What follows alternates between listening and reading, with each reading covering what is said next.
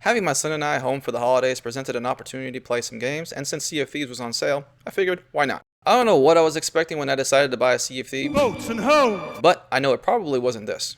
Music now! Wait, we need to go back a little bit.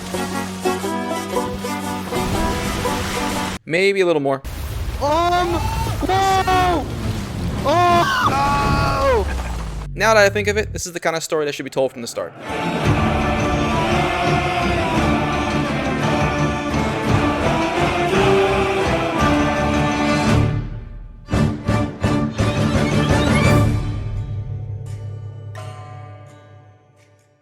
Sea of Thieves is an interesting game for a lot of reasons, but one of the unexpected ones is that it really forces you to build up your patience. Not in the sit in the dark corner and wait kind of way. You see, the distances between points are far, and depending on whether or not you have the wind to work with, the time it takes to get anywhere is measured in minutes, not seconds. But the thing is, there's a ton to do in just going about navigating the map. Just to get moving, you need to raise the anchor, drop the sails, and steer the ship. Going from point A to point B can involve so many things other than just pressing W. Gotta plan a direction, manage the sails, maximize the wind, keep an eye out for other ships, try not to run into...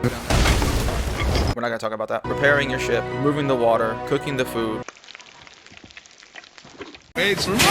organizing supplies, etc. You might think this would get tedious, but these are all the same mechanics you're going to utilize in a fight. Getting good and maximizing every little aspect of managing your ship is your own progress bar. But I am getting ahead of myself. After running a very insufficient tutorial, I do a few solo runs and I do a run with my son. We brought in his best friend and later my own army buddy into the mix, and that's when the real fun began. You see, the game has 3 ships: the Tall, Grande, and Venti, sloop, brigantine, and galleon respectively. The larger the group, generally the larger the ship, and the larger the ships really demand a lot of communication and frankly a lot of experience to utilize well. Being the best navigator out of the 4 of us didn't really mean much when I couldn't see the front of the ship while steering a galleon. We either needed good comms or I get way better fast. So for now, comms would have to do. We started off on our voyage trying to use a magic compass to track down pieces of a map on several islands. Oh yeah, did I mention there's almost 0 HUD? Health and ammo all you got. Other than that, none. Nada. Zilch. If you want to know where you are, you need to move your character physically to the map room of your ship. You'll also be given maps of specific islands and even riddles that complete voyages. So you have to kind of navigate landmarks and find your way around. But here's the thing, even if none of that appeals to you, none of it is required for you to progress.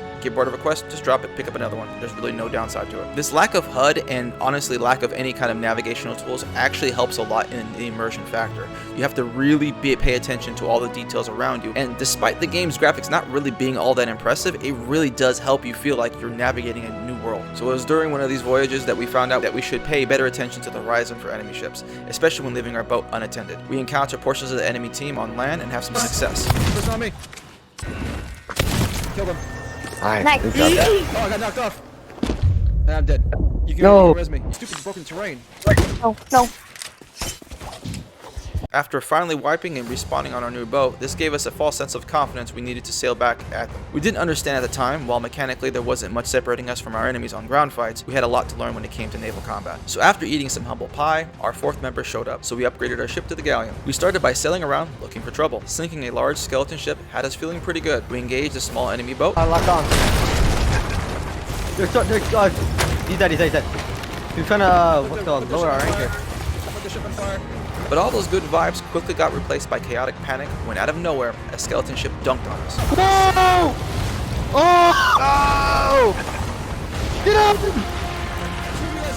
This new threat and our inexperience created a cascading set of events that eventually led to us being sunk. Well, time to spawn, re-equip our ship, and sail off again. Then suddenly, we hear the action music start. Determined to win, we readied ourselves, and we're promptly sunk again. We managed to sink one of the ships, so we came back looking for that loot. After collecting it, we immediately looked for revenge. After sinking a 3rd small skelly ship, we thought the threat was over and began trying to collect the loot. But again, because of our inexperience, we hadn't yet realized we had sailed into a world event. This world event spawns waves of skeleton ships that increase in size and number. So we weren't exactly ready for the large skelly ship to spawn on us again. We were so confused thinking there was only one ship, we briefly argued which side of the ship the threat was coming from, until we realized it was both of them.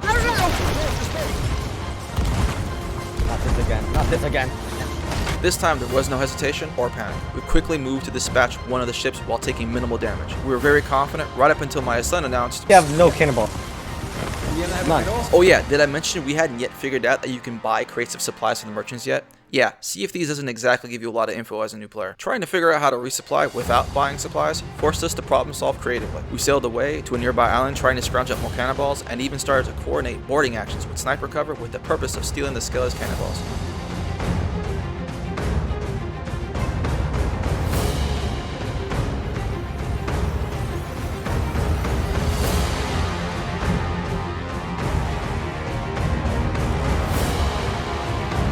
In the end, the final shots were fired from our cannons with rounds stolen off the very ship that they sank.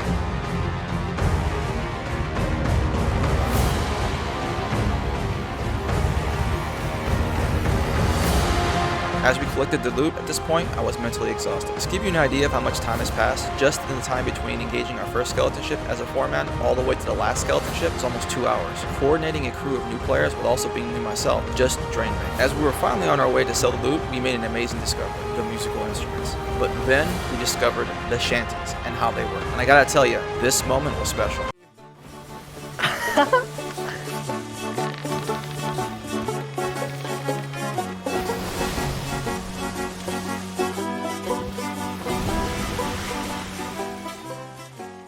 We rode to the sunset, got filthy rich, and ended our adventure. But not before we got drunk while failing to play music in tune. Alright, music now. The music's coming out warped. It's coming.